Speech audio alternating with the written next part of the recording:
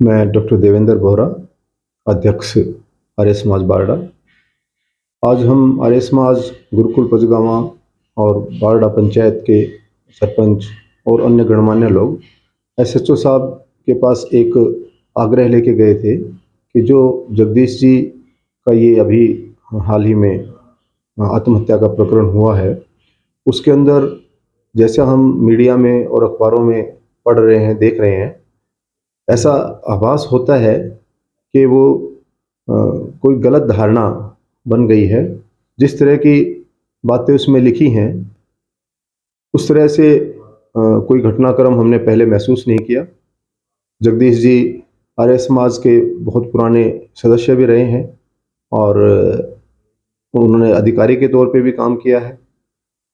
जगदीश जी से हम बहुत सारे लोग जो है घनिष्ठता से उनको जानते थे और उनके जो बच्चे हैं वीरेंद्र जी, उनका पोता है जो विवेक आर्य, मंजीत जी, ये सब जो हैं हमारे आर्य समाज के लगातार मतलब आने जाने वाले वो थे और आर्य समाज का बहुत गहरा प्रभाव उनके परिवार पे था। इसी वजह से जब ये खबरें हमें मिली तो आर्य समाज के लोगों को दुख हुआ कि भाई ये कहीं इस परिवार के लिए घातक ना हो जाए, और वो हो भी रहा है।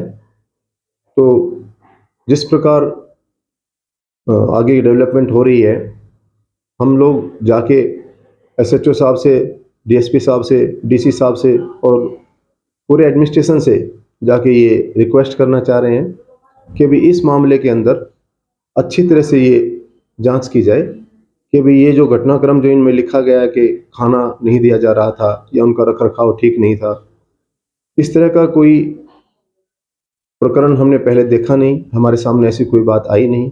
वो निरंतर हमारे पास आते जाते रहे हैं, ऐसी कोई शिकायत हमें सुनने में नहीं मिली। बल्कि जैसे हम कभी उनसे मिलने के लिए गए हैं तो उनके घर में उनके माता पिता को बहुत अच्छी तरह से रखा हुआ महसूस हुआ, धुले हुए कपड़े। और उनकी माता जी, वीरेंद्र जी की जो माता जी हैं, जगदीश जी की पत्नी, वो बेड रिडन हैं, काफ़ी दिनों से उनको पैरालिसिस था, 3 साल से लगभग। तो उनका जो बेड था वो भी हॉस्पिटल बेड वहाँ पे लगा रखा है। और हम जब भी गए हैं कभी कोई स्मेल आने की कोई मतलब नहीं है, और सीट वगैरह जो है बदली हुई होती थी। जगदीश जी भी साफ सुथरे कपड़ों में रहते थे, तो ऐसा कभी प्रतीत हुआ नहीं कि भी किसी तरह का कोई वहाँ पे उनको कमी है, और ऐसा होता तो हम जरूर उसका पहले भी संज्ञान लेते। इसके अलावा जब भी कभी आर्य समाज को किसी विद्वान को भोजन करवाने की जरूरत होती थी या कोई बाहर से कोई मेहमान आते थे, तो सबसे ज़्यादा अहम भूमिका जगदीश जी निभाते थे। और वो बार बार जब भी हमने उनसे रिक्वेस्ट की, 4 आदमियों का, 5 आदमियों का, 6 आदमियों का खाना वो अपने घर में तैयार करवा देते थे। तो पुलिस प्रशासन से क्या मांग की गई है? पुलिस प्रशासन से ये मांग की थी कि आप कोई भी जांच करें तो सुसाइड नोट के आधार पे ना करें। एक बार आप उन सब तथ्यों की तरफ जानने की कोशिश करें कि क्या सचमुच जगदीश जी को भोजन की व्यवस्था नहीं थी? जो करोड़ों की संपत्ति दान करने की बात कर रहे हैं, क्या भोजन की उनके लिए कोई कमी हो सकती है? दूसरी ये थी कि उन्होंने लिखा कि मैं अनाथ आश्रम में रहा।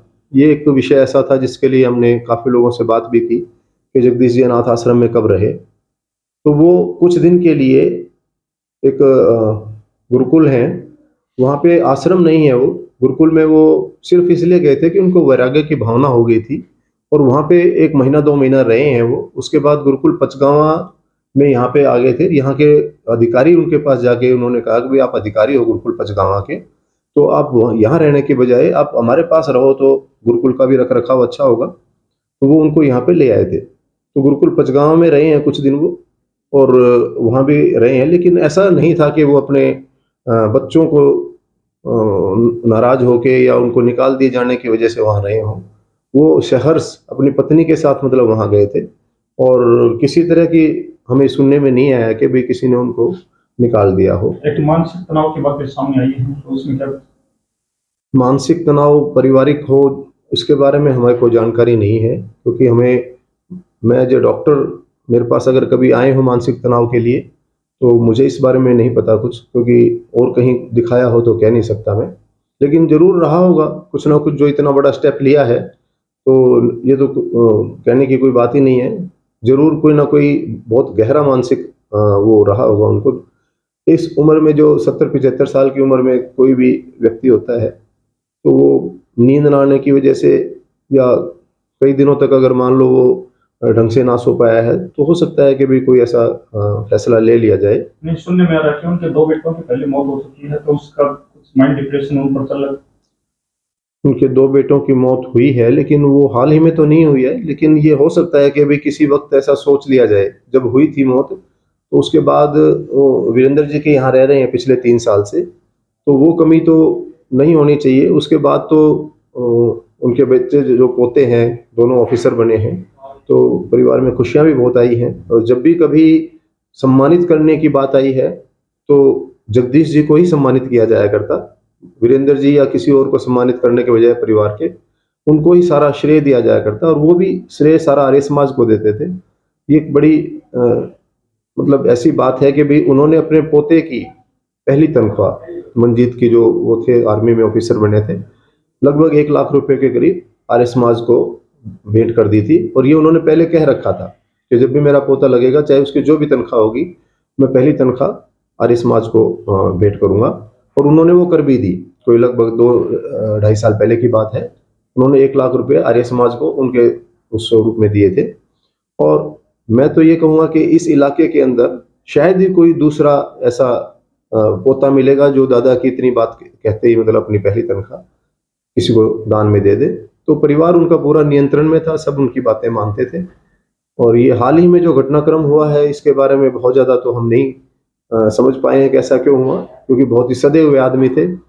जहाँ भी जाते थे शिक्षा ही देते थे, बहुत ठंडे थे, कभी किसी से कोई झगड़ा हमने करते हुए नहीं देखे, और ना ही उनके परिवार में ऐसा कुछ हमें महसूस हुआ। पुलिस प्रशासन द्वारा भी क्या आश्वासन दिया गया यदि आप लोग मिले? पुलिस प्रशासन ने बिल्कुल हमें आश्वासन दिया है कि कोई भी ऐसी वो नहीं होगा एक तरफा कार्रवाई के किसी पुलिस उस पे सुसाइड नोट के ऊपर हम वो कर देंगे। इसकी पूरी अच्छी तरह से जांच की जाएगी, एक एक बात की बारीकी से, कि भी अगर वो अनाथ आश्रम में नहीं रहे हैं तो एक तरह से वो बात सच्ची नहीं है, और उन्होंने अपनी सुसाइड नोट में लिखी है, तो वो उसकी जांच की जाएगी कि भी दूसरी बात भी सच ना हो कहीं। तो इस तरह का आश्वासन हमें दिया है कि भी कोई भी अन्यायपूर्ण कार्रवाई नहीं होगी, बिल्कुल न्यायिक जांच होगी, अच्छी तरह से प्रॉपर तरीके से इसको करेंगे। और जब भी कभी हमें जरूरत पड़ेगी आप लोगों के किसी उसके बारे में मत के बारे में पूछने की, तो हम जरूर आपसे आके मिलेंगे। अपने आसपास की खबरें देखने के लिए प्रज्ञा न्यूज वर्क के 24 मीडिया को अभी सब्सक्राइब करें।